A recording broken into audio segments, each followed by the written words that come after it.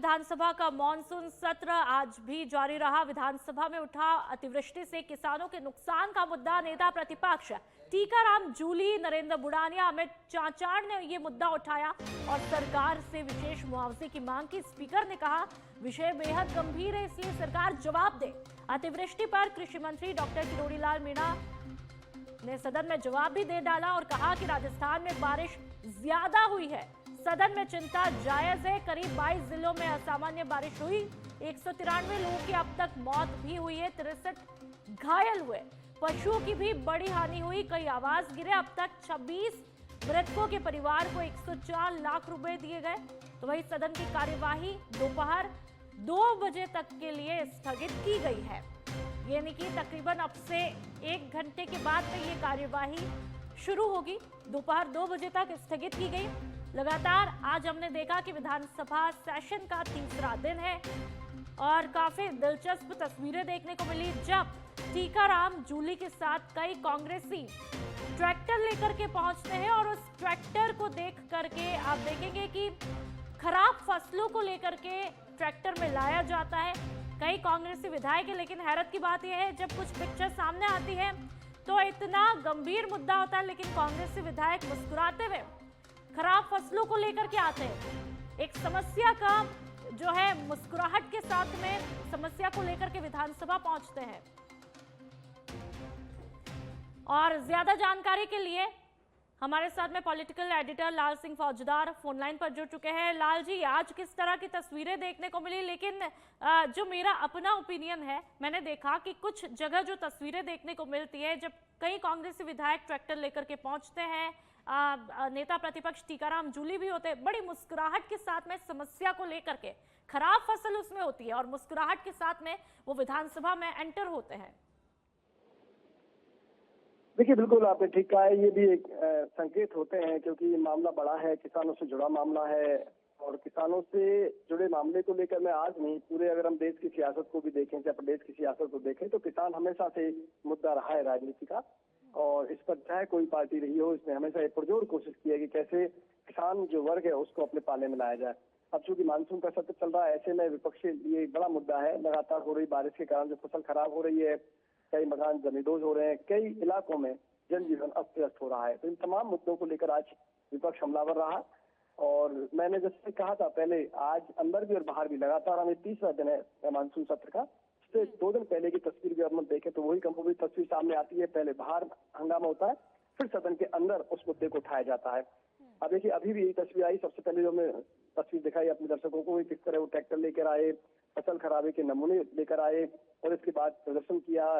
जिस गेट से एंट्री नहीं हो सकती, क्योंकि 5 और 6 नंबर से ये तय कर रखा है कि वहां से वाहन एंटर नहीं होंगे, वाहन आएंगे 7 नंबर से, आप वहां से जा सकते हैं। वहां उन्होंने प्रयास किया, पुलिस को बैरिकेड लगाने पड़े। तो ये तमाम कुछ चीजें कहीं ना कहीं प्रयास ये है, ये दिखाने का प्रयास है कि विपक्ष किसान के साथ है, किसान के मुद्दों के साथ है। खैर, इसके बाद अंदर जाके उन्होंने प्रदर्शन किया और सदन में पहुंच गए। शून्यकाल आज सही तरीके से चलता रहा, शून्यकाल में कोई दिक्कत नहीं है। लेकिन अभी प्रश्नकाल ठीक तरीके से चलता रहा। हाँ, जब शून्यकाल की बारी आई तो फिर इसी मुद्दे को लेकर अंदर हंगामा किया और 2 बजे तक सदन को स्थगित करना पड़ा। किरोड़ीलाल मीणा इस पूरे मामले को लेकर बोल रहे थे, लेकिन विपक्ष के तमाम विधायक उनसे संतुष्ट नजर नहीं आए और इस पूरे मामले को लेकर कि किसानों की फसल बर्बाद हुई है, अभी तक गिरदावरी नहीं हुई है, इन मुद्दों को लेकर उन्होंने अंदर भी आवाज उठाई। बिल्कुल लाल जी, लेकिन कल जो सवाल, जो तस्वीरें देखने को मिली, कल एक सवाल बड़ा चर्चाओं में रहा कि भाई डोटासरा साहब कहां पर है? क्या आज वो देखने को मिलते हैं? क्योंकि जितना मैंने देखा मुझे कहीं दिखाई नहीं दिए कि आज डोटासरा जी पहुंचते हैं, नहीं पहुंचते हैं, तो उसके पीछे क्या कुछ कारण आ रहे हैं? देखिए, चाहे वो कांग्रेस हो चाहे वो बीजेपी हो, ये सवाल सबके जहन में है, चाहे मीडिया कर्मी हो, कि आखिर गोविंद सिंह डोटासरा क्यों नहीं आ रहे। आज तीसरा दिन है, गोविंद सिंह डोटासरा सदन में नहीं आए।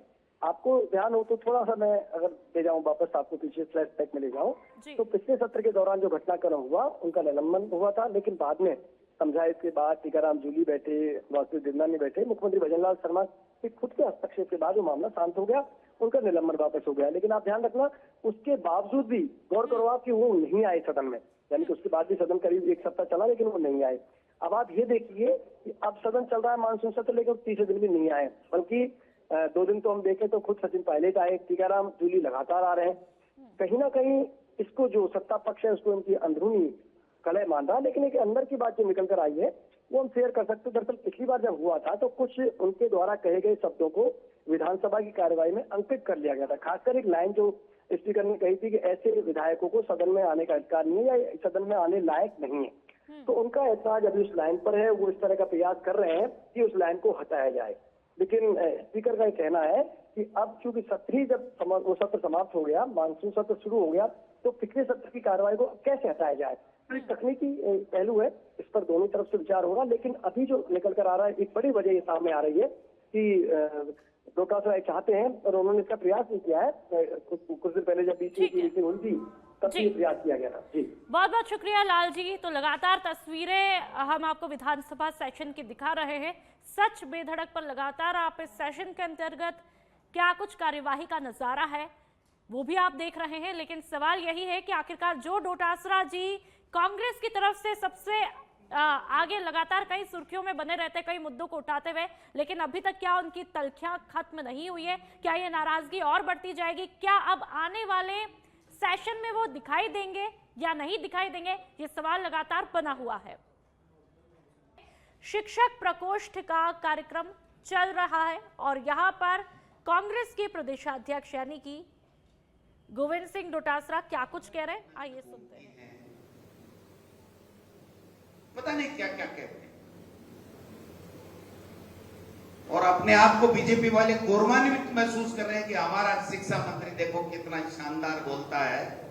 तो मैंने कहा एक उदाहरण बताओ क्या अच्छा बोलता है।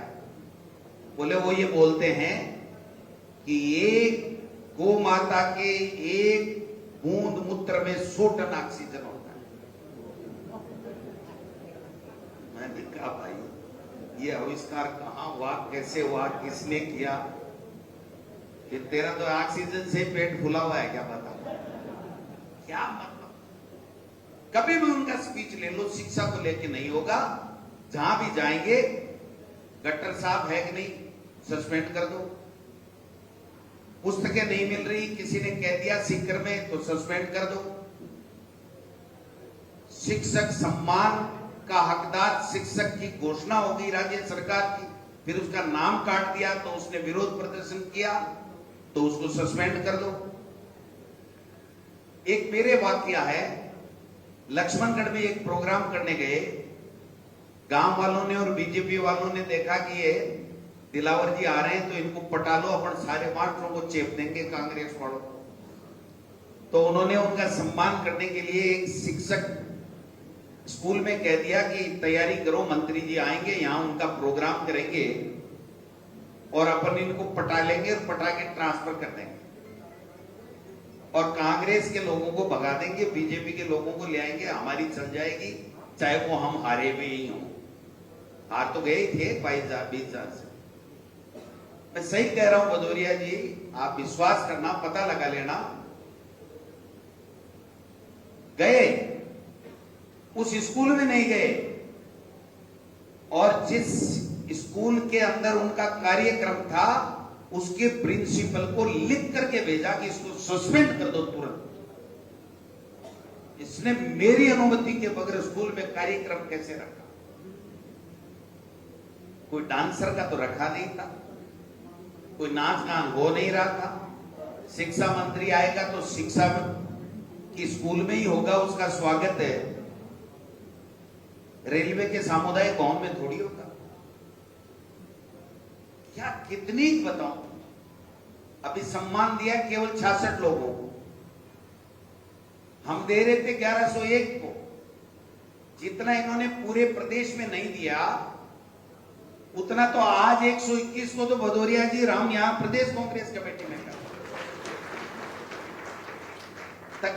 तकरीबन शिक्षा विभाग में जो कार्मिक हैं वो 6.25 लाख। और चलिए बढ़ते हैं आगे। 16वीं राजस्थान विधानसभा का मॉनसून सत्र चल रहा है। विधानसभा में उठा अतिवृष्टि से किसानों के नुकसान का मुद्दा। आपको बता दें आज तीसरा दिन है सदन का। नेता प्रतिपक्ष टीकाराम जूली, नरेंद्र बुड़ानिया, अमित चाचाण और सुभाष गर्ग ने यह मुद्दा उठाया। सरकार से विशेष मुआवजे की मांग की। स्पीकर ने कहा विषय गंभीर है इसलिए सरकार जवाब दे।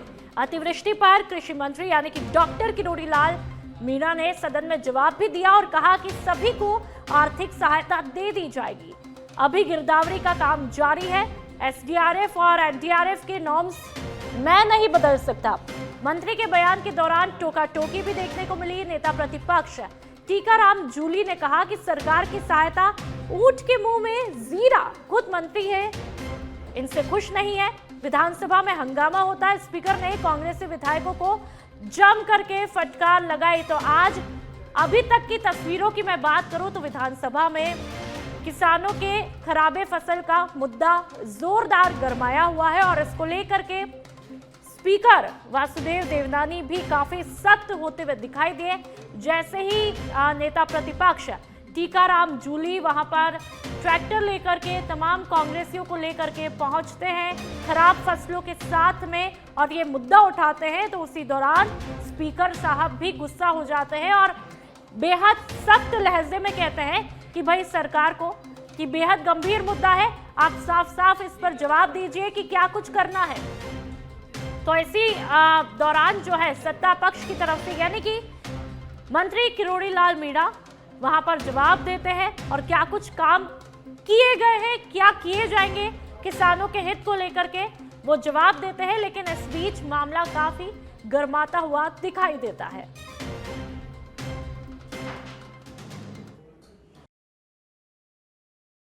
से खबर जहां पर सादड़ी नगरपालिका की भागी बावड़ी के पास में गोचर भूमि से अवैध अतिक्रमण हटाया गया। तहसीलदार फतेह सिंह जसोल के नेतृत्व में राजस्व टीम और पुलिस ने जेसीबी मशीनों की मदद से कार्रवाई की। कार्रवाई में कई बीघा गोचर भूमि को अतिक्रमण से मुक्त करवाया है। तो आप देख सकते हैं कि किस तरह से इस कार्रवाई को अंजाम दिया गया। जेसीबी यहां पर है और इस दौरान पुलिस जाब्ता भी यहां पर मौके पर मौजूद रहता है। अवैध अतिक्रमण को हटाते हुए जेसीबी मशीन जहां जहां पर भी यहां पर अवैध अतिक्रमण दिखता है वहां पर जेसीबी अपना पंजा चलाते हुए पीछे नहीं हटती है। तो जेसीबी का पीला पंजा आप इन तस्वीरों में देख सकते हैं। पूरी तरह से इस कार्रवाई को पुलिस के नेतृत्व में अंजाम दिया जा रहा है। तमाम पुलिस का जाब्ता यहां पर मौके पर मौजूद है। कल सादरी में गोचर पे कोई अतिक्रमण था जिसके संबंध में तहसीलदार कोर्ट के द्वारा गैस आयल को बेदखली के आदेश हुए थे अतिक्रमी घोषित किए करते हुए। उसके संबंध में श्रीमान उपखंड अधिकारी के द्वारा आदेश किया हुआ था, जिसके संबंध में कल पुलिस इमदाद एज ए मजिस्ट्रेट मेरे द्वारा और पटवारी आरए की उपस्थिति में अतिक्रमी का अतिक्रमण हटाया गया। और चलिए बढ़ते आगे जालौर के भीनमाल से खबर जहां पर जोधपुर रेंज आईजी यानी कि राजेश मीणा का भीनमाल दौरा है। इस दौरान उन्होंने भीनमाल थाने का निरीक्षण किया और इस दौरान पुलिस के जवानों ने उन्हें गार्ड ऑफ ऑनर देकर के सम्मानित किया। ये तस्वीरें उस वक्त की जब उन्हें गार्ड ऑफ ऑनर दिया जा रहा था। निरीक्षण के दौरान आईजी राजेश मीणा ने थाना परिसर का जायजा लिया और पुलिस अधिकारियों से कानून व्यवस्था और अपराध को कंट्रोल में कैसे लिया गया है इसकी जानकारी ली। तो जालौर के भीनमाल की तस्वीरें हैं जहां पर कानून व्यवस्था और अपराध नियंत्रण को लेकर के तमाम जानकारियां ली जा रही है। जोधपुर रेंज आईजी राजेश मीणा का भीनमाल दौरा रहा। और चलिए बढ़ते आगे बयाना कस्बे से सटे माली कुइया नगला गांव में पिछले 5 दिनों से बिजली आपूर्ति पूरी तरह से ठप है। क्षेत्र में आई तेज बारिश और तूफानी हवाओं के चलते बिजली के कई पोल यहां पर गिर जाते हैं, जिससे पूरे गांव की विद्युत आपूर्ति बाधित हो जाती है। इसके चलते गांव में जल संकट गहराया हुआ है और ग्रामीणों को भारी परेशानियों का सामना करना पड़ता है। महिलाओं को 1 किलोमीटर दूर से सिर पर पानी ला करके अपने परिवार की जरूरतें पूरी करनी पड़ती है। तो वहीं पशुओं को भी पानी नहीं मिल पाने के कारण ग्रामीणों की चिंताएं काफी बढ़ चुकी है। ग्रामीणों ने बिजली विभाग के खिलाफ प्रदर्शन भी किया, लेकिन उनका कहना है कि यदि जल्द ही विद्युत आपूर्ति बहाल नहीं की गई तो वे आंदोलन करने पर मजबूर हो जाएंगे। ये 5 दिन से लाइट नहीं आ रही, बच्चे परेशान हो रहे हैं, भैंसों को पानी नहीं है और नावियों को पानी नहीं है। आपने किसी अधिकारियों को बताया, सूचित किया, क्या कह रहे हैं आपको? हाँ, एप्लीकेशन लगाई थी फिर क्या कह रहे थे, क्या कह रहे हैं वो? उनका कोई जवाब ही नहीं है अभी। अभी आप इतनी सारी महिला का पानी लेने जा रहे हो, हाँ, पानी लेने जा रहे हैं। बिल्कुल ये ब्रह्मा तो क्या परेशानी आ रही है आपको? परेशानी 5 दिन से लाइट नहीं है हमारे घर पे, लट्ठा टूट गया, ट्रांसफार्मर टूट गया। अधिकारियों को, उच्च अधिकारियों को बिजली विभाग के बताया आपने, अवगत कराया क्या? 2 दिन से रोजीना चक्कर लग रहे हैं वहाँ पे, बिजली घर पे लग गई, जेएसएस पे लग गई। क्या कह रहे हैं कोई अधिकारी, क्या? सुनवाई नहीं हो रही है, कभी जइया नहीं मिलता है, कभी कोई। और चलिए बढ़ते आगे। टोंक के देवली शहर के अटल उद्यान टीन शेड में चल रहे 10 दिवसीय गणेश महोत्सव में सांस्कृतिक कार्यक्रमों की धूम रही है। विश्व हिंदू परिषद और धार्मिक उत्सव आयोजन समिति की तरफ से आयोजित किया गया कार्यक्रम में शहर के विभिन्न स्कूलों के बच्चों ने भाग लिया। मानव धर्म बहु दिव्यांगता विद्यालय के छात्रों ने ओ माय फ्रेंड गणेशा पर सामूहिक नृत्य किया। जेके एंड जिल स्कूल और आदर्श इंडियन पब्लिक स्कूल के विद्यार्थियों ने गणेश वंदना और देशभक्ति गीत प्रस्तुत किए। कार्यक्रम में शिव शिक्षा समिति के निदेशक शिवजी लाल चौधरी और इनरव्हील क्लब अध्यक्ष मनाली गुप्ता समेत मुख्य अतिथि के रूप में मौजूद रहे। विश्व हिंदू परिषद के कार्यकर्ताओं ने सभी अतिथियों का दुपट्टा और साफा पहना करके सम्मान किया।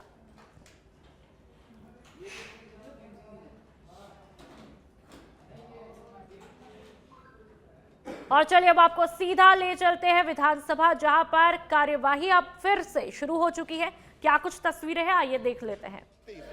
प्रश्न ये है कि अनुपूरक अनुदान की मांग संख्या 32 महिला एवं बाल विकास के संबंध में 31 मार्च 2026 को समाप्त होने वाले वर्ष में किए जाने वाले व्यय के निमित्त राज्यपाल महोदय को रुपए 1000 तक की राशि और प्रदान की जाए। जो पक्ष में वहाँ कहें, जो विपक्ष में वो ना कहें। हाँ पक्ष जीता, मांग स्वीकार की गई। मांग संख्या 36। प्रश्न ये है कि अनुपूरक अनुदान की मांग संख्या 36 आपदा प्रबंधन एवं सहायता के संबंध में 31 मार्च 2026 को समाप्त होने वाले वर्ष में किए जाने वाले व्यय के निमित्त राज्यपाल महोदय को रुपए 3,06,000 तक की राशि और प्रदान की जाए। जो पक्ष में वहाँ कहें, जो विपक्ष में वो ना कहें। हाँ पक्ष जीता, मांग स्वीकार की गई। प्रश्न ये है कि अनुपूरक अनुदान की मांग संख्या 39 नगरीय विकास एवं आवासन के संबंध में 31 मार्च 2026 को समाप्त होने वाले वर्ष में किए जाने वाले व्यय के निमित्त राज्यपाल महोदय को रुपए 1000 तक की राशि और प्रदान की जाए। पक्ष में वहाँ कहें, जो विपक्ष में वो ना कहें। हाँ पक्ष जीता, मांग स्वीकार की गई। ये पैम्पलेट, ये दिखाना कानून के खिलाफ है, मर्यादाओं के खिलाफ है। 8 करोड़ जनता देख रही है। इससे न तो मांग होने वाली, आप अपना खुद का सदन का भी अपमान कर रहे हो, खुद का भी कर रहे हो। आपसे फिर अपील कर रहा हूँ, गरिमा को बनाए रखो। अरे माननीय सदस्य चुन के आए हो, सर बंडी बैठिए। मांग संख्या 40। प्रश्न ये, आगे नहीं बढ़ना है, मैं अभी कार्रवाई कर लूंगा। कोई भी आगे बढ़ा एक कदम, मैं अभी बुला लूंगा और फिर आपकी कार्रवाई हो जाएगी। मुझे मजबूर मत करो, वही रहो। प्रश्न ये है, अनुपूरक अनुदान की मांग संख्या 40 स्वास्थ्य संबंध के संबंध में 31 मार्च 2026 को समाप्त होने वाले वर्ष में किए जाने वाले व्यय के निमित्त राज्यपाल महोदय को रुपए 25,000 तक की राशि और प्रदान की जाए। जो पक्ष में वहाँ कहें, जो विपक्ष में ना कहें। हाँ पक्ष जीता, मांग स्वीकार की गई। मांग संख्या 46। प्रश्न ये है, अनुपूरक अनुदान की मांग संख्या 46 कृषि के संबंध में 31 मार्च 2026 को समाप्त होने वाले वर्ष में किए जाने वाले व्यय के निमित्त राज्यपाल महोदय को रुपए 1000 तक की राशि और प्रदान की जाए।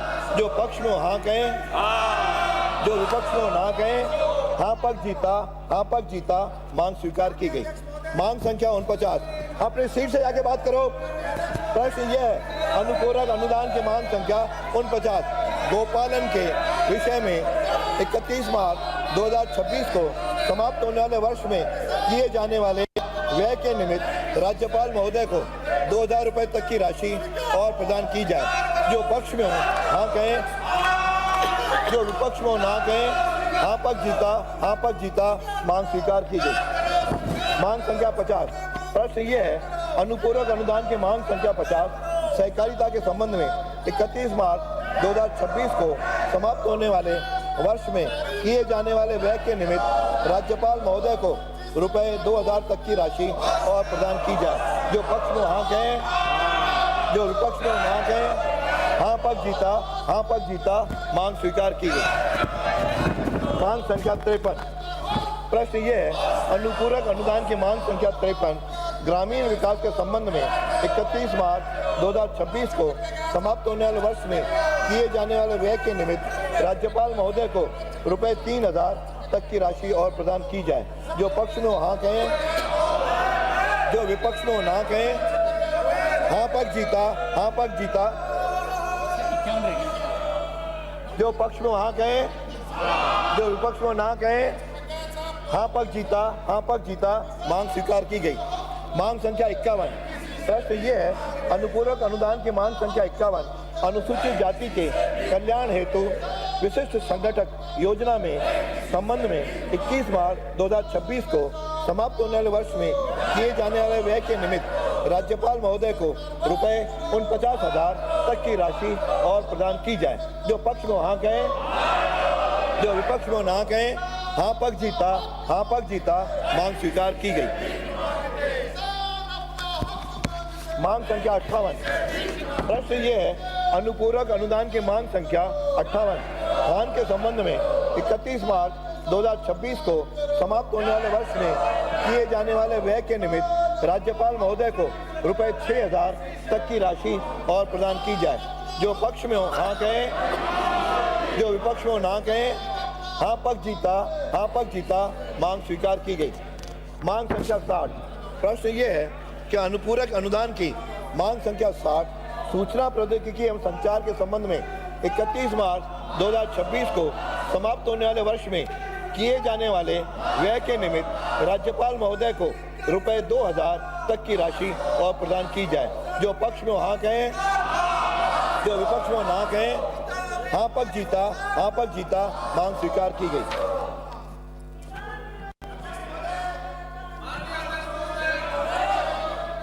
सीट में जाए बिना नहीं सुनेंगे। राजस्थान विनियोग विधेयक 2025, श्रीमती दिया कुमारी। अध्यक्ष महोदय, मैं आपकी अनुमति से राजस्थान विनियोग सीरियल 3 विधेयक 2025 को पुनर्स्थापित करने की आज्ञा के लिए प्रस्ताव करती हूँ। प्रश्न यह है कि राजस्थान अनुदान संख्या 3 विधेयक 2025 को पुनर्स्थापित करने की आज्ञा प्रदान की जाए। जो पक्ष में हाँ कहें, जो विपक्ष में ना कहें हाँ पक्ष जीता, हाँ पक्ष जीता, विधेयक को पुनर्स्थापित करने की आज्ञा प्रदान की गई। प्रभारी मंत्री विधेयक को पुनर्स्थापित भी करेंगे। अध्यक्ष महोदय, मैं आपकी अनुमति से राजस्थान विनियोग मर्यादाओं का पालन करो।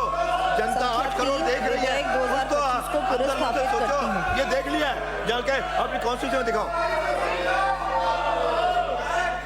श्रीमती दिया कुमारी प्रभारी मंत्री प्रस्ताव करेंगी कि राजस्थान विनियोग विधेयक 2025 को विचारार्थ लिया जाए। अध्यक्ष महोदय, मैं आपकी अनुमति से प्रस्ताव करती हूँ कि राजस्थान विनियोग संख्या 3 विधेयक 2025 को विचारार्थ लिया जाए। प्रश्न ये है कि राजस्थान विनियोग विधेयक 2025 को विचारार्थ लिया जाए। जो पक्ष में हो हाँ कहें, जो विपक्ष में हो ना कहें हाँ पक्ष जीता, हाँ पक्ष जीता, विधेयक को विचारार्थ लिया गया। खंडशः विचार खंड 2 व 3। प्रश्न ये है कि खंड 2 व 3 स्वीकार किए जाएं। जो पक्ष में हो हाँ कहें, जो विपक्ष में हो ना कहें हाँ पक्ष जीता, हाँ पक्ष जीता, खंड 2 व 3 स्वीकार किए गए। अनुसूची। प्रश्न ये है, अनुसूची स्वीकार की जाए। जो पक्ष में हो हाँ कहें, जो विपक्ष में हो ना कहें हाँ पक्ष जीता, हाँ पक्ष जीता, अनुसूची स्वीकार की गई।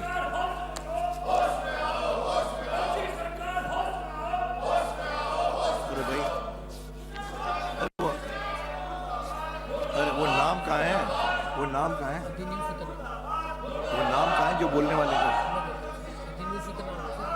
अधिनियम, सूत्र व नाम आदि। प्रश्न ये है, खंड 1 अधिनियमन, सूत्र नाम आदि स्वीकार किए जाएं। जो पक्ष में हाँ कहें, जो विपक्ष में ना कहें हाँ पक्ष जीता। और चलिए अब आपको दिखाते हैं मुख्यमंत्री भजनलाल शर्मा प्रेस कॉन्फ्रेंस कर रहे हैं और क्या कुछ कह रहे हैं, आइए सुन लेते हैं।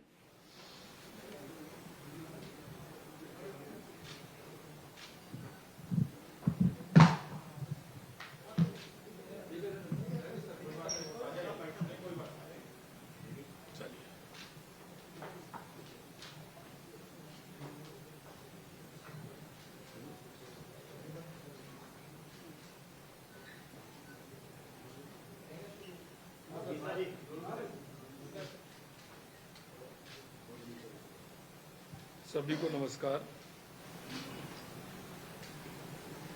कल जैसा कि आपने देखा है,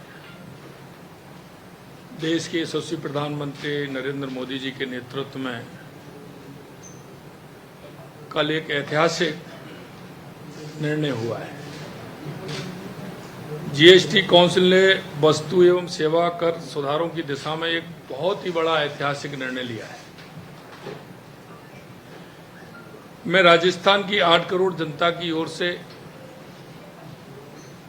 देश के यशस्वी प्रधानमंत्री नरेंद्र मोदी जी को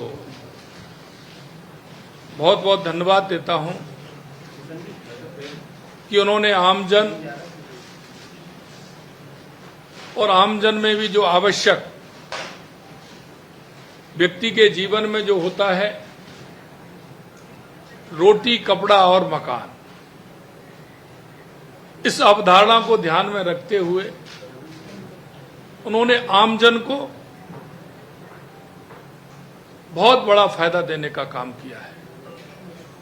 इस बार की दिवाली, जो दीपावली हमारी आएगी, वो बहुत ही खास होगी। जीएसटी की दरों में जो सरलीकरण होने जा रहा है, उसमें आमजन को बहुत बड़ी राहत मिलेगी। इस ऐतिहासिक निर्णय से आमजन, किसान, मजदूर, व्यापारी बंधुओं को सबसे ज्यादा लाभ होगा। इस निर्णय में अंतिम पंक्ति में जो व्यक्ति खड़ा है, क्योंकि हमारे देश के यशस्वी प्रधानमंत्री नरेंद्र मोदी जी कहते हैं कि जो पंडित दीनदयाल उपाध्याय जी की अवधारणा, बाबा साहब भीमराव अंबेडकर जी की जो अवधारणा है, अंतिम पायदान पर जो व्यक्ति खड़ा है, उसको हम कैसे लाभ दे सकते हैं, ये साफ साफ इसमें दिख रहा है। और देश के यशस्वी प्रधानमंत्री नरेंद्र मोदी जी उस अवधारणा को पूरी करने के लिए, देश को विकसित बनाने के लिए, हर राज्य को विकसित बनाने के लिए ये महत्वपूर्ण कदम है। जीएसटी की दरों में सरलीकरण में पुरानी 4 दरों की जगह जो 4 स्लैब थे, अब सिर्फ 2 स्लैब होंगे। ये सुधार गरीब, किसान, व्यापारी, वेतनभोगी, मिडिल क्लास और उद्योगपति सभी के जीवन को आसान बनाएगा और अर्थव्यवस्था को भी नई रफ्तार मिलेगी। आदरणीय प्रधानमंत्री जी के नेतृत्व में डबल इंजन की सरकार राजस्थान और पूरे भारत के विकास और जन कल्याण के लिए निरंतर कार्य कर रही है।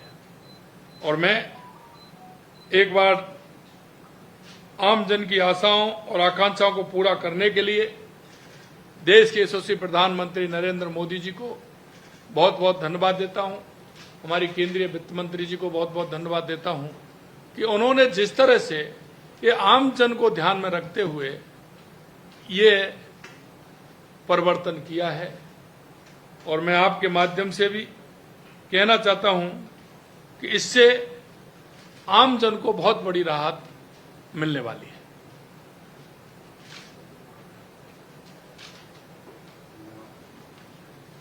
आप सभी को बहुत बहुत धन्यवाद।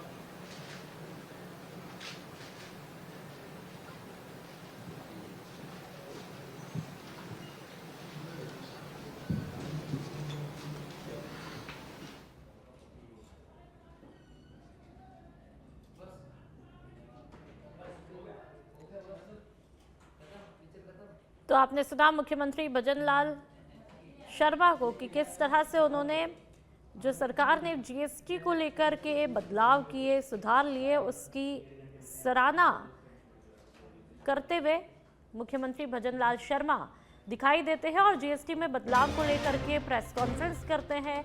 कहते हैं कि एक बेहद ऐतिहासिक फैसला है, इससे आमजन को, राजस्थान की आवाम को बड़ा फायदा मिलेगा, बड़ी राहत मिलने वाली है। जैसा कि आपको पता है कि तकरीबन लगभग 18 और 12% का जो पहले का स्लैब था वो लगभग पूरी तरह से अब खत्म कर दिया गया है और उसकी जगह पर ज़्यादातर 5% का ही रहेगा। इससे ये कहा जा रहा है कि एक बड़ा असर जो है आने वाले दिनों में जो खास तौर पर मिडिल क्लास के लोग हैं उनको राहत मिलेगी, चीज़ें काफ़ी कुछ सस्ती हो जाएंगी, जो रोज़मर्रा में उपयोग में आने वाली चीज़ें हैं वो काफ़ी सस्ती होंगी। और चलिए बढ़ते आगे, डूंगरपुर की कोतवाली पुलिस ने चोरी के एक आरोपी को गिरफ्तार किया है, जिससे पूछताछ जारी है। वहीं पर पुलिस ने अन्य चोरों की तलाश भी शुरू कर दी है। आपको बता दें कि आरोपी ने इंजीनियर गली में रहने वाले कांग्रेस अध्यक्ष के घर में चोरी की वारदात को अंजाम दिया था। उस आरोपी की शक्ल भी आप देख लीजिए, जिसमें 45,000 रुपए लेकर के वो फरार हुए थे। और अब यह आरोपी पुलिस के चंगुल में है, पुलिस के शिकंजे में है। और चलिए बढ़ते आगे, डीग जिले के कामा थाना क्षेत्र के गांव बिलग में एक दुखद हादसे ने पूरे गांव को झकझोर दिया है। खेत में ट्रांसफार्मर से बिजली का तार लगाते समय पिता और बेटे को करंट लग जाता है, जिसमें बेटे साबिर मेव की मौके पर ही मौत होती है, जबकि पिता जमशेद मेव गंभीर रूप से घायल हुए हैं। घटना के बाद में परिवार और गांव में मातम का माहौल है। घटना की सूचना मिलते ही बिजली विभाग के अधिकारी मौके पर पहुंचते हैं और क्या कुछ हालात वहां पर है उसका जायजा लेते हैं।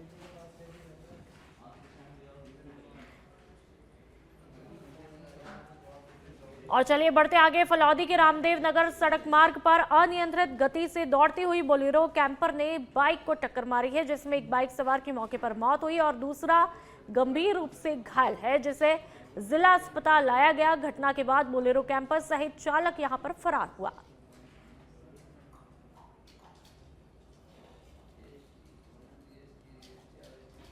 और चलिए बढ़ते आगे, खैरथल के भिवाड़ी की सबसे पॉश और हाई सिक्योरिटी सोसाइटी माने जाने वाली कॉस्मोस सोसाइटी इन दिनों सवालों के घेरे में है। दावा किया जाता है कि यहां पर सुरक्षा के लिए 24 hours guard control room, high tech CCTV कैमरे और बूम बैरियर सिस्टम मौजूद है, लेकिन इसके बावजूद डॉक्टर रवि के घर में चोरी की वारदात ने पूरे सिस्टम की पोल खोल करके रख दी है।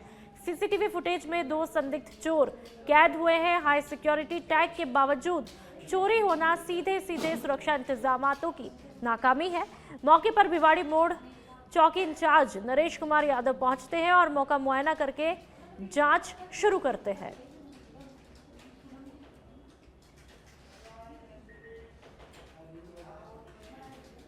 और चलिए अब तिजारा की बात करते हैं, जहां पर चोरों का खौफनाक नेटवर्क सक्रिय हुआ है। मौसमपुर गांव में चोरों ने धावा बोल दिया। चोरों ने नकदी सहित जेवरात पर हाथ साफ किया है। सूचना मिलते ही पुलिस मौके पर पहुंची। पीड़ित श्रीकांत ने मामला दर्ज करवाया और पुलिस ने भी अब जांच शुरू कर दी है। तो आप तस्वीरें देख सकते हैं कि किस तरह से चोरों ने पूरे घर का सामान बिखेर करके रख दिया है और चोरी की वारदात को अंजाम दिया। हालांकि अब पुलिस इस पूरे मामले की तफ्तीश में जुट गई है।